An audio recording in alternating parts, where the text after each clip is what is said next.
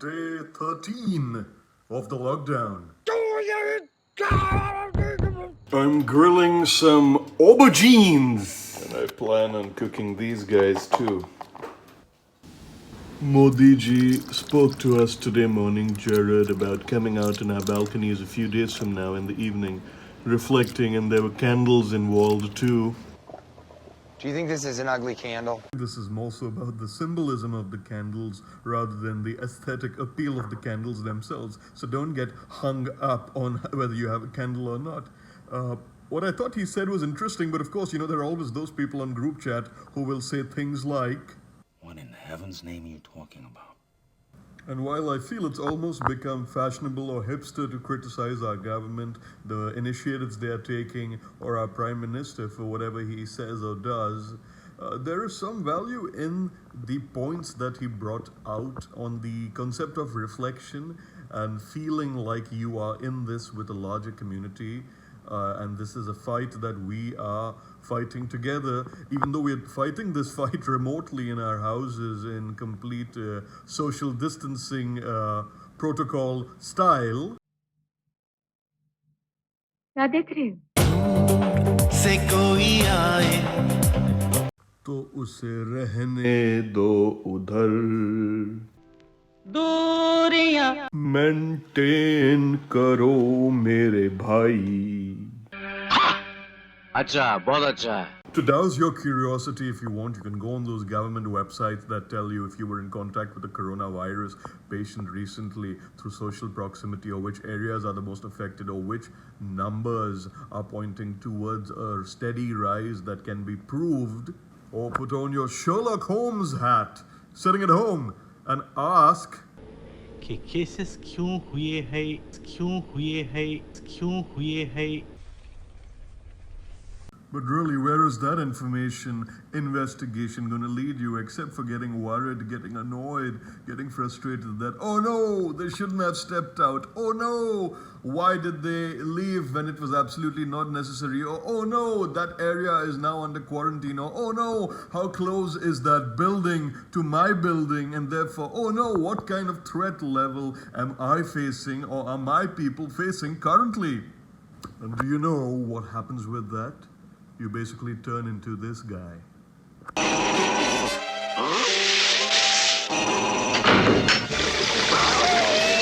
Worried, scared, confused, and in a futile manner.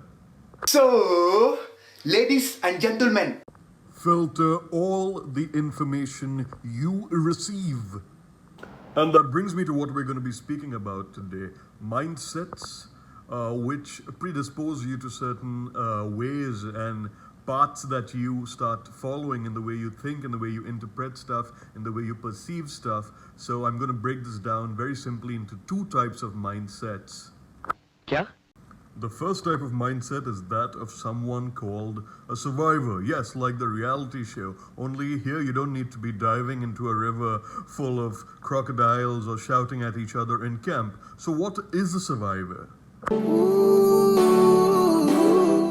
So is a survivor someone who can dodge a punch, or someone who can take a punch, get right back up and say, hey, I'm ready for round two? To be a survivor is to understand that there are certain limitations too, and distractions on the path that you may have chosen for yourself, and this is a path where you may not meet necessarily only friendly people on it. People are there constantly in this world that surround us. And they may have a variety of things that they may try to exact from us. They may try to beat us down to size, or perhaps even topple and confuse us, or intimidate us. ये शहर कुछ ठीक नहीं है. In this case, it's not just a person, it's an entire situation that has everyone wondering, everyone bewildered, everyone feeling trapped.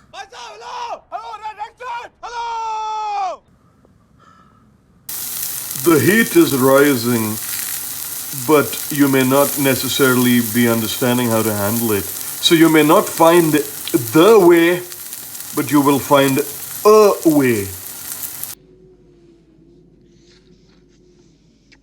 That's how a survivor thinks. The survivor says, hey, I may not have the solution now. Hey, I may not have the resources now. Hey, I may not have the answers now.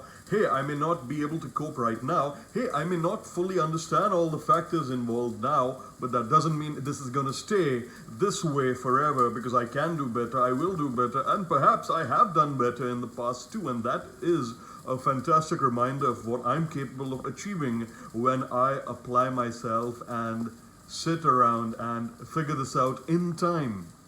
It doesn't matter how organic the vegetables are that you've been eating. It doesn't matter whether you mix honey in a hot glass of water and drink it every morning to cleanse yourself. It doesn't matter if you're a loving husband. It doesn't matter if you're a shrewd businessman. It doesn't matter at all. Everyone is feeling extremely uncomfortable. a survivor's mindset is one that helps you create some distance between you and the situation so that you can make realistic assessments about what is required to be done, whether you will be able to do it, and if you can't do it or if you can't figure it out, are there any resources that can be identified that can help you survive through a situation better. A survivor is someone who understands that there is a purpose even to his suffering, there's a purpose even to his confusion, and that is to alleviate it with a solution and with a renewed sense of purpose, even if it seems very arbitrary and even if it seems like the results might not be guaranteed at that particular stage. Is this true? Yes, it's true.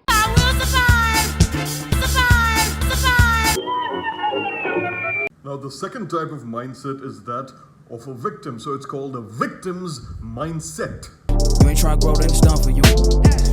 For the record, lab on. Now, a person with a victim's mindset does one of these four things: blame, whine, deflect, and sink.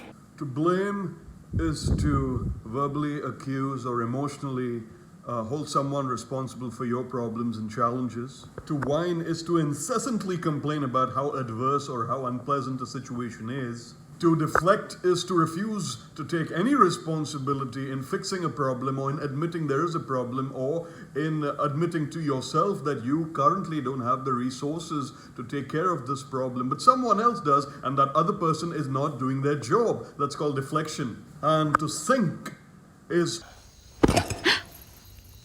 कौन कम बक बर्दाश्त करने को पीता है? Oi, oi, oi.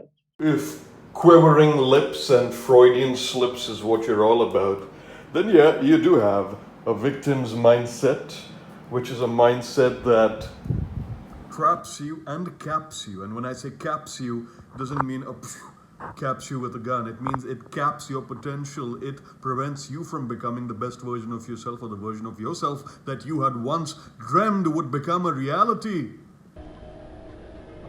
A stressed out or anxious individual is of no use to himself, his community, his family, his friends, his profession, his business, or to basically any living being on the planet, because his judgment is impaired. And when your judgment is impaired, well, there's very little you can do about that except alter your judgment with new information.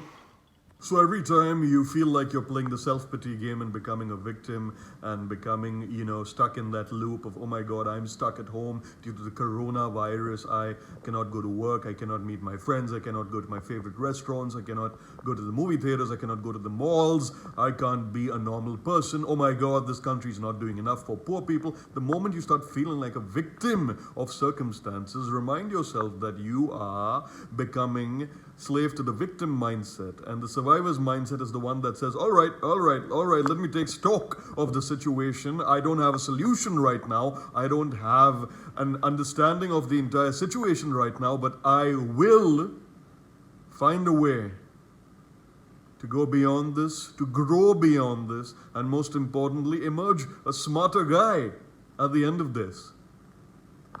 Time for me to eat my breakfast as I leave you guys with these thoughts. So are you a victim or a survivor? I'd say this patty has been quite a survivor through the hot pan. And this half-fried egg has been a bit of a victim of my trying to cook it in a rush. I hope this video left you with something to think about, something to reflect about. And now... Good day!